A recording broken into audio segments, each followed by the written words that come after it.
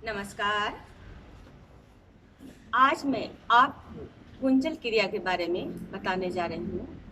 कुंजल क्रिया हमें कैसे और किस प्रकार से करना चाहिए।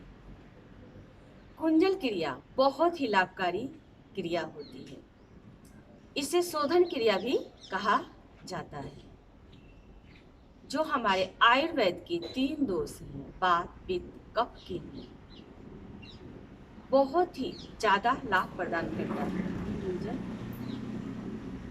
जब भी हम इसे स्टार्ट करें तो हमें खाली पेट ही स्टार्ट करना चाहिए। कम से कम आपको 3 से 4 घंटे का गैप लेना चाहिए। जहाँ तक हो सके आप इसे मॉर्निंग में करें तो आपको और ज़्यादा लाभ प्राप्त होगा। कुंजल क्रिया को करने की विधि होती है, अभी तो हम आसन में बैठे हैं, हम मुद्रा लगाए हैं, बॉडी को स्ट्रेट किए हैं इस प्रकार। लेकिन जब हम कुंजल क्रिया करेंगे तो हमें कुकड़ू आसन में बैठना पड़ता है। या तो आप वाटर को पीने के बाद आप थोड़ा सा आप खड़े भी हो सकते हैं, जिसमें आपको सुविधा लगे उस प्रकार आप कुंजल कर सकते हैं। अब कुंजल के लिए हमें शुद्ध जल का प्रयोग करना चाहिए। कम से कम आप 3 से 4 गिलास पानी को हल्का गुनगुना करें और उसमें थोड़ा सा सेंधा नमक को डाल दें। जब वो हल्का गुनगुना हो जाए उसे अपने पास में रखें और धीरे धीरे आपको पानी नहीं पीना है। जितना हो सके थोड़ा जल्दी जल्दी आप पानी को पिएंगे, आपकी वमन की क्रिया जल्दी स्टार्ट हो जाएगी। और जब आप स्लोली स्लोली पिएंगे तो थोड़ा आपको समय लगेगा। और वमन के लिए पहले स्लोली स्लोली पी सकते हैं, फिर आप 3 से 4 गिलास फास्ट पी लें। कोई 2 गिलास भी पीने के बाद वमन कर लेता है, किसी को 4 गिलास चाहिए, किसी को 5 गिलास, अपनी क्षमता अनुसार ही आप कर सकते हैं। वैसे कम से कम 3 से 4 गिलास वाटर को, पानी को पीना चाहिए। अब हम कैसे करें, किस प्रकार से करें, हमें क्या क्या लाभ मिलते हैं उससे। ये माइग्रेन के लिए भी लाभकारी होता है, अवसाद के लिए होता है, हमारे श्वसन तंत्र के लिए होता है, और जो हमें कफ बनता है और पित्त, जब हम वमन करते हैं तो जब पानी जो हमने पिया है उसका कलर आपको चेंज हो जाएगा, उसका कलर येलोइश हो जाएगा कि आपके कफ और पित्त उसी पानी के साथ आपके बाहर निकल जाएगा। आपका कफ और पित्त दोनों बाहर निकल जाएगा। इससे हमारे कफ और पित्त के लिए भी लाभ प्रदान करता है और वात के लिए भी होता है लाभकारी वमन क्रिया। लेकिन कफ और पित्त के लिए विशेष बताया गया है। हमारे ब्लड सर्कुलेशन को ठीक करता है, हमारे पाचन तंत्र को स्वस्थ करता है, लार्ज इंटेस्टाइन, स्मॉल इंटेस्टाइन के लिए लाभकारी है। हमें मासिक धर्म में, गर्भावस्था में, या आपको गले में किसी प्रकार की कोई दिक्कत हो या श्वसन में दिक्कत हो तो आपको नहीं करना चाहिए। अब हम स्टार्ट करते हैं वमन। हमें किस प्रकार से जल को ग्रहण करना चाहिए। हम पोजीशन में आते हैं इस प्रकार। ये हमारा ब्रजासन है। कभी कभी हम ब्रजासन में भी वाटर को पीकर वमन करते हैं, नहीं तो हम कुकड़ू आसन, ये हमारा होता है कुकड़ू आसन। इस प्रकार हमें बैठना चाहिए। ये हमने इस प्रकार बैठा। अब हम वाटर को लेंगे इस प्रकार से। ये हमारा गुनगुना सीधा नमक डाला हुआ हमारा ये, और ये हमारा ग्लास है। अब हमने वाटर को इस प्रकार भर दिया। जब हम वमन करते हैं तो हमें कोई पार्ट अपने पास रखनी चाहिए। इस प्रकार से ये हमारा पार्ट हो गया।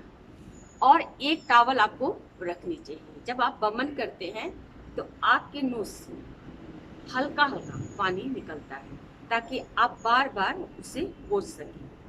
और उसके करने के बाद आप कपालभाति भी कर सकते हैं, तो जितना आपका बलगम होगा वो बाहर निकल जाएगा। या तो आप शशांक आसन में भी आप आ सकते हैं। अभी तो हम पीने की प्रक्रिया स्टार्ट करते हैं। इस सर दर्द के लिए, शारीरिक और मानसिक रोगों के लिए भी लाभ प्रदान करता है कुंजल क्रिया। अब हम आते हैं कुकड़ू आसन में। इस प्रकार ये हमारा हो गया कुकड़ू आसन। अब हमने जल को पिया। आप कुकड़ू आसन में नहीं पी सकते, आप नॉर्मल ऐसे बैठ के भी आप पी सकते हैं। इस प्रकार से नहीं कुकड़ू आसन है तो आप नॉर्मल इस प्रकार भी आप बैठ के पी सकते हैं। इस प्रकार से आप ऐसे सुखासन में भी बैठ के आप पी सकते हैं, जिसमें आपको सुविधा लगे कि हम इस आसन में बैठ के पी सकते हैं। या आप ब्रजासन में बैठ के पी सकते हैं। इस प्रकार ये हमने ब्रजासन लगा लिया। ये अब हमने वाटर को दिया। अब हमारा इसे हम पीना स्टार्ट करते हैं। इस प्रकार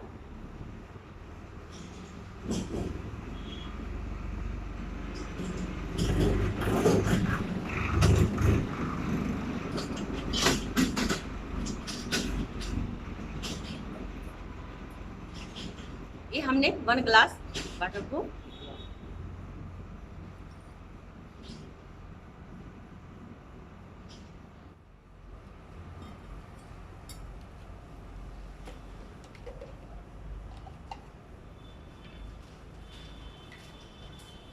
अब हम दूसरे ग्लास को हमने लिया। अब हम भी उसी प्रकार ब्रजासन में पी सकते हैं।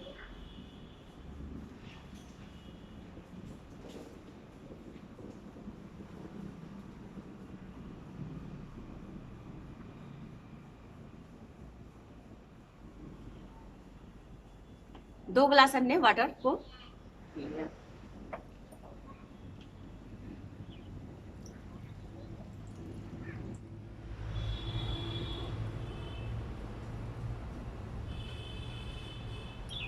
ये हमारा थर्ड। हम थर्ड ग्लास में ही वमन स्टार्ट कर देते हैं कि कोई फोर्थ में ग्लास में स्टार्ट करे, कोई 5 में, जिस प्रकार वो कर सकता है।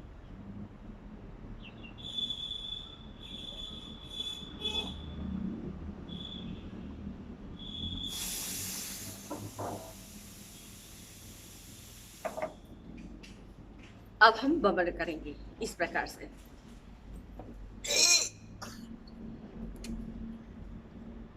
तीन ग्लास में नहीं हुआ आपको, आप 1 ग्लास और पी लीजिए। जब आपको लगे कि हमको अच्छे से नहीं हो रहा है तो हम 1 ग्लास और पी लेंगे। इस प्रकार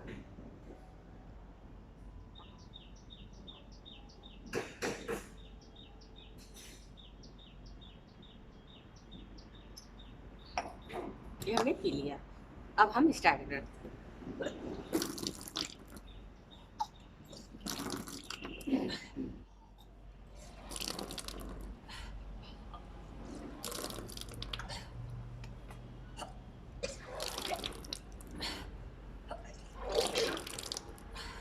इस प्रकार से हम करते हैं।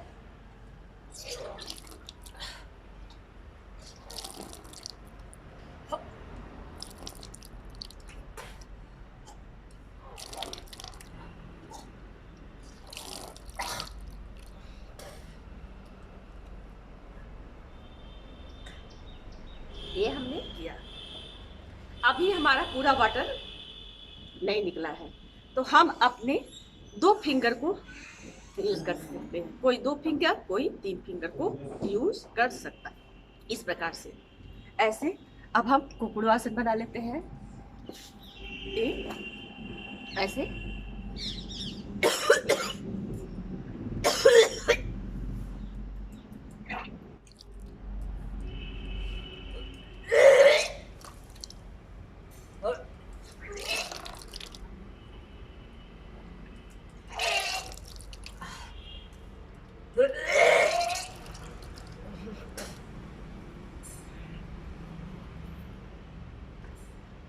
जितना हो सके। हमने 2 फिंगर यूज किया कि 3 फिंगर यूज करता है, हमें उस प्रकार से करना चाहिए। जितना हो सके हमें वाटर को निकालना है ताकि आपका पाचन तंत्र स्वस्थ हो सके।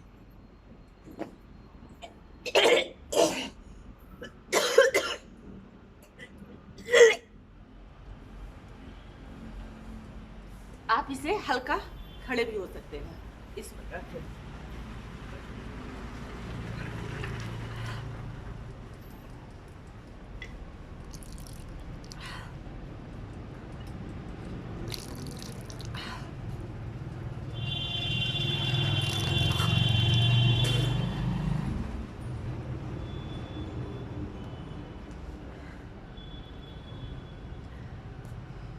हमने आपको सारे टेक्निक बता दिए।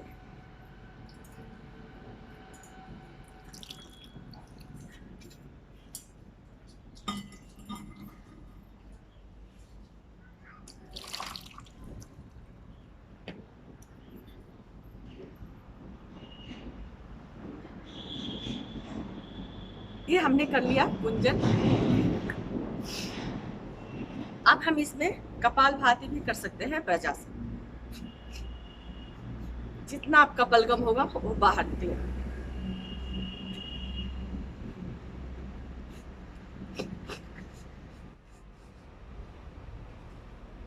ये हमारे बलगम बाहर आ गए।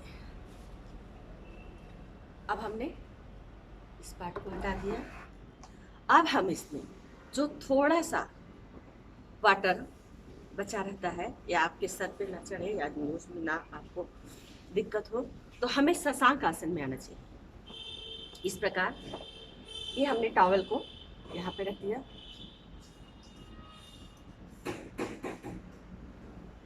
और हम शशांक आसन में कपालभाति करेंगे इस प्रकार।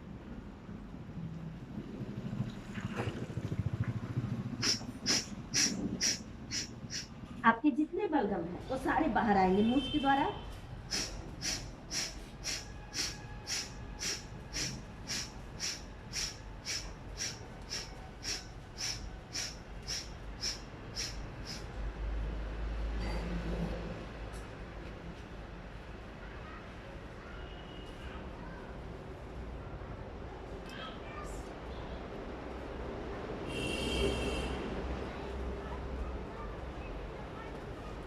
ये हो गया हमारा वमन क्रिया।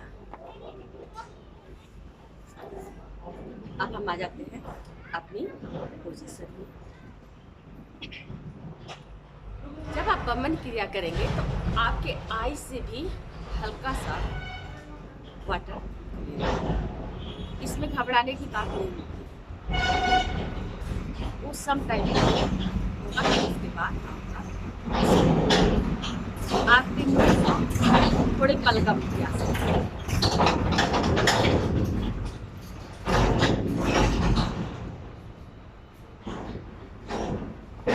नोज जो साइनस प्रॉब्लम होती है या श्वसन की प्रॉब्लम होती है, यहाँ तक कि आइस के लिए भी कहा गया है कि वमन क्रिया लाभकारी है। ब्रोंकाइटिस के लिए, गैस के लिए, कब्ज के लिए वमन क्रिया हमें लाभ प्रदान करती है और आपके वजन को भी कम करता है वमन क्रिया करने से। वमन क्रिया एक शोधन क्रिया है। आप इसे बेसिन के पास भी कर सकते हैं, जहां आपको सुविधा लगे कि हम वहां वमन क्रिया कर सकते हैं। आप बाथरूम में कर सकते हैं अपने, या जहां आपको लगे कि हमें ये सुविधाजनक लग रहा है हम वहां वमन क्रिया करें, तो वहां आप आसानी से कर सकते हैं। और ध्यान रखें, जब भी आप करें खाली पेट करें। रिलैक्स।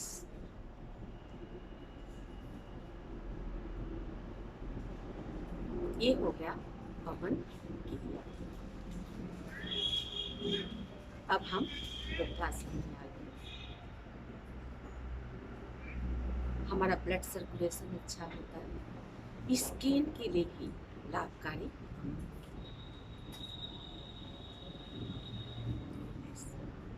आपको ये मेरा चैनल पसंद आया तो इसे शेयर करें, सब्सक्राइब करें और लाइक करें। Thank you.